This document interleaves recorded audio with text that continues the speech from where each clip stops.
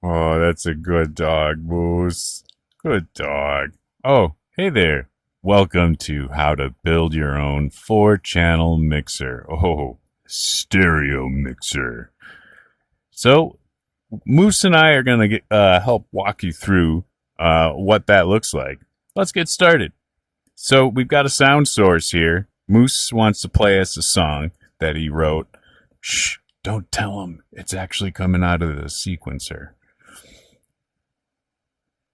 So we're going to come over here. We can hit play on our sequencer.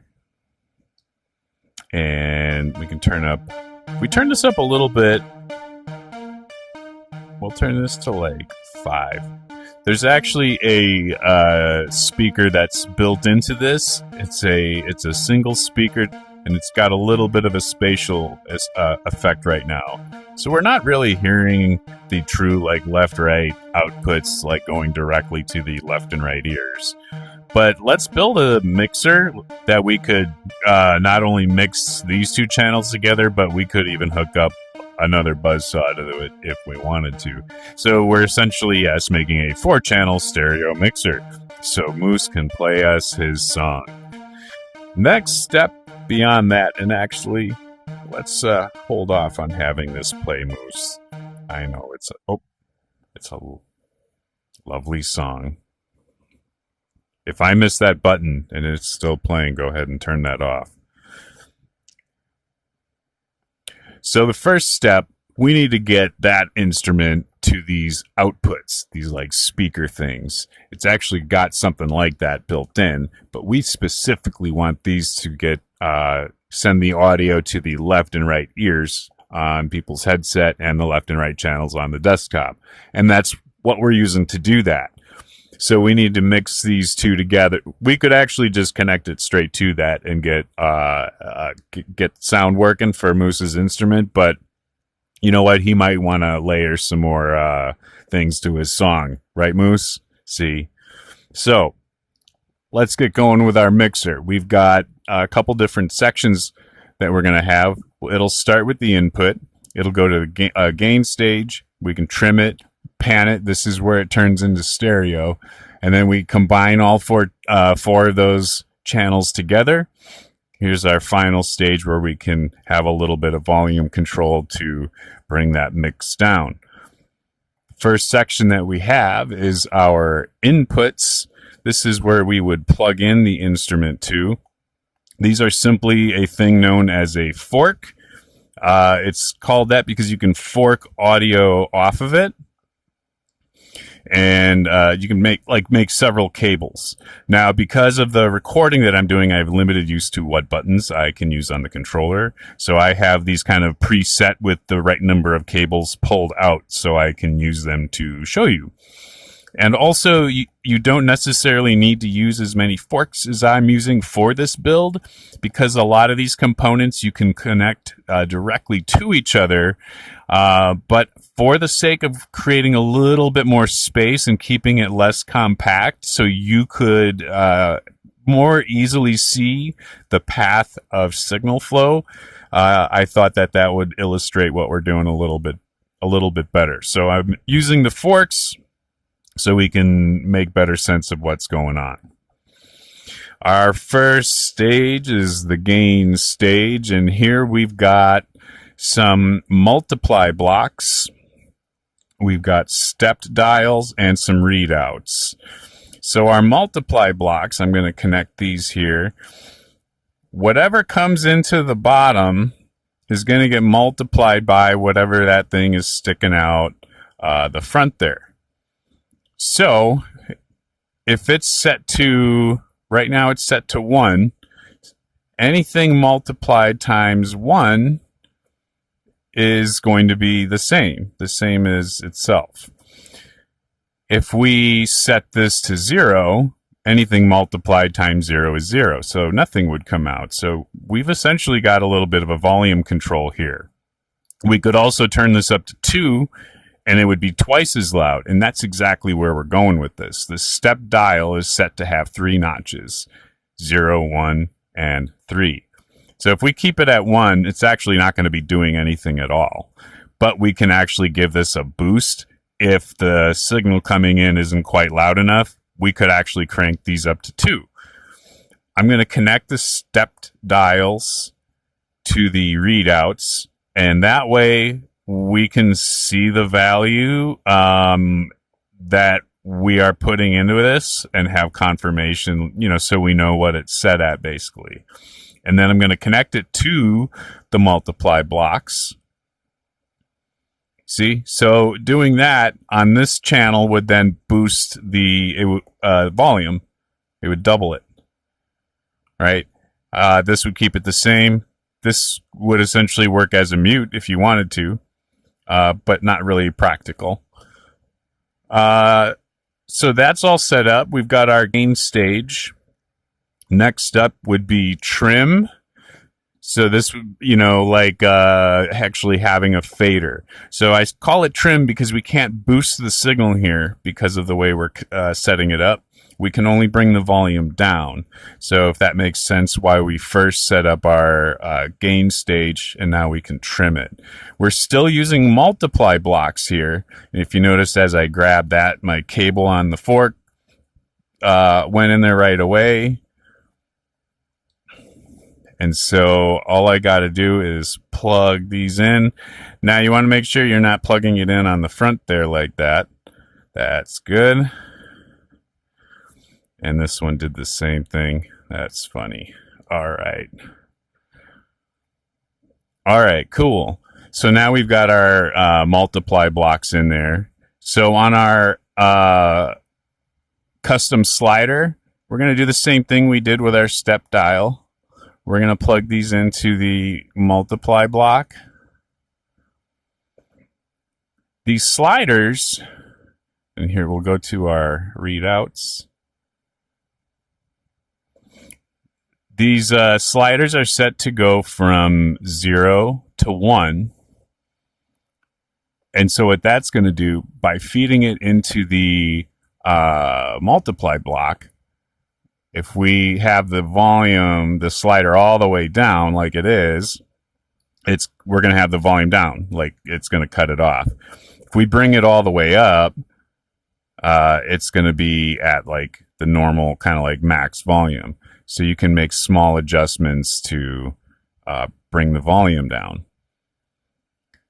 Right here's a good spot also to get an idea of what the signal level is at. We could meter it right here.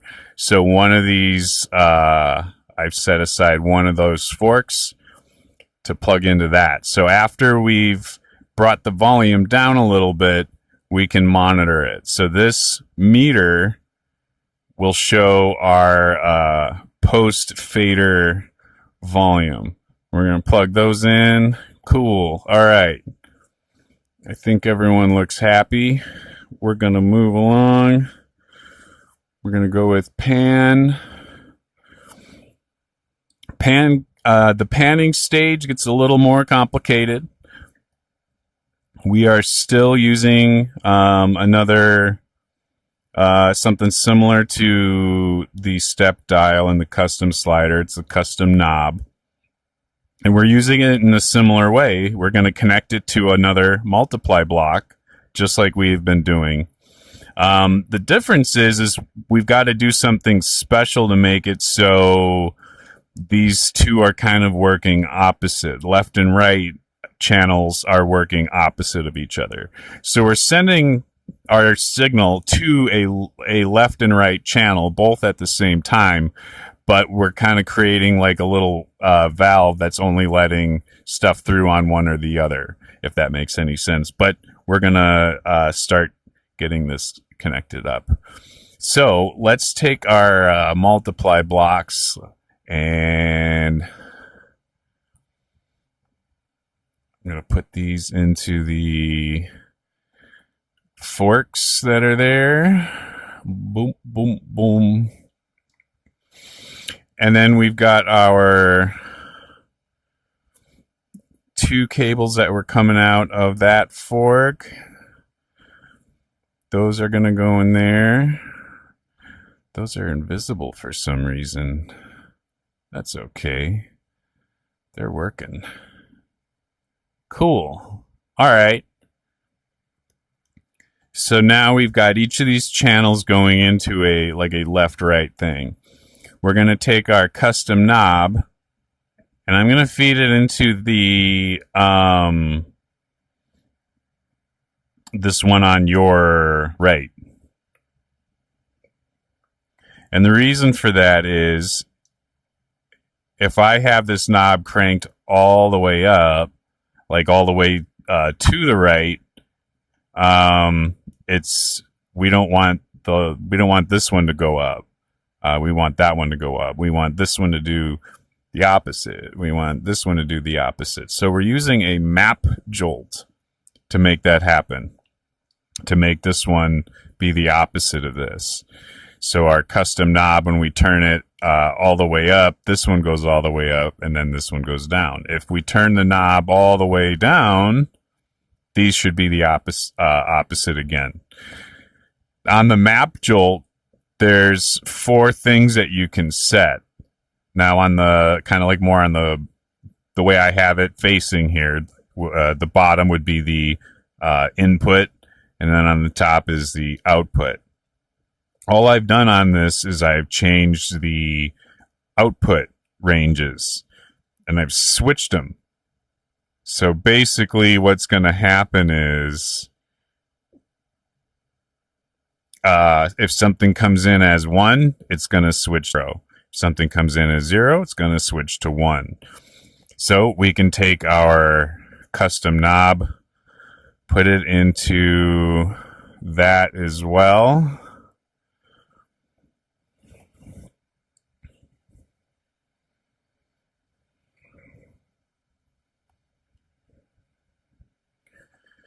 And into our readout.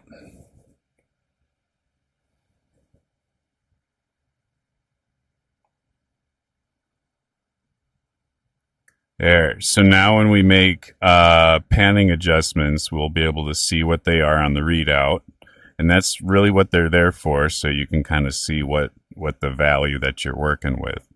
But on these 0.5 should be in the middle, so that should be, an even panning to left and right. So it'll basically be lowering the volume on both sides equally to make that happen.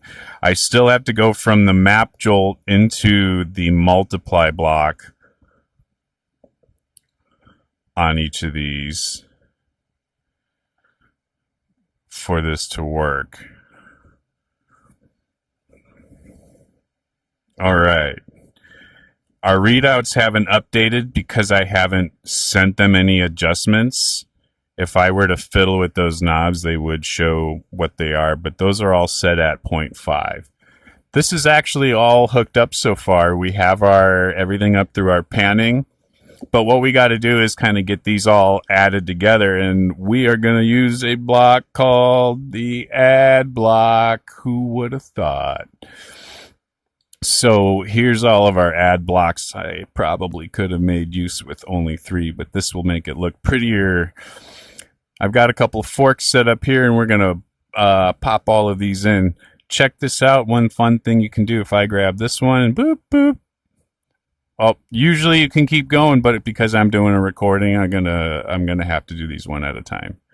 But it is kind of fun the way these can all sort of snap together.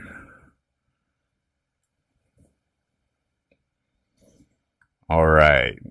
So here is our summing bus, and we are going to hook up our,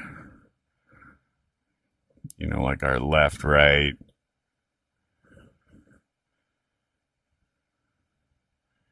Into each one.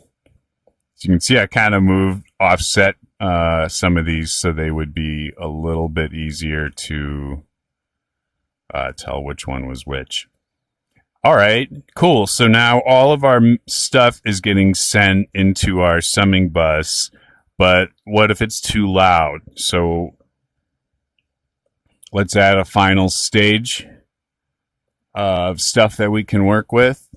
So let's hook, just so I can make some pretty lines to this stuff. We're going to connect that to some more multiply blocks. step down here. Both of these are going to get controlled by the one custom slider because we want to bring the left and right channels down evenly on that. I can bring this directly into that. I can hook one of these into there, and then we have a stereo volume meters. I can hook these into those, and we are almost jamming, Moose. I hope you are ready. I'm going to hook up this to that one, this to here. Remember to go into the bottom of the output, not the front. Okay, let's plug in our buzzsaw, Moose, into our mixer that we just built. This is so nerve-wracking, Moose. I hope we did it right.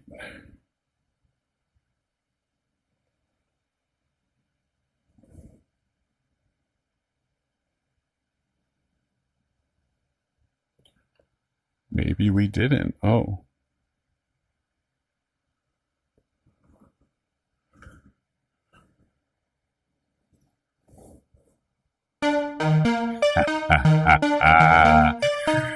High five, Moose. Look at that. Yeah. So we could boost it with our stepped dial here, setting that to 2, made a little bit louder. Pan.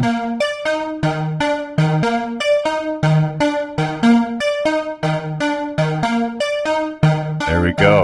You can see left and right, got different things going. So that is how to build Moose. We're trying to wrap things up here, buddy. All right, good boy. So that is how to build a 4-channel mixer. I'm Mr. Matt. This is Mr. Moose. Thank you for coming. Bye-bye.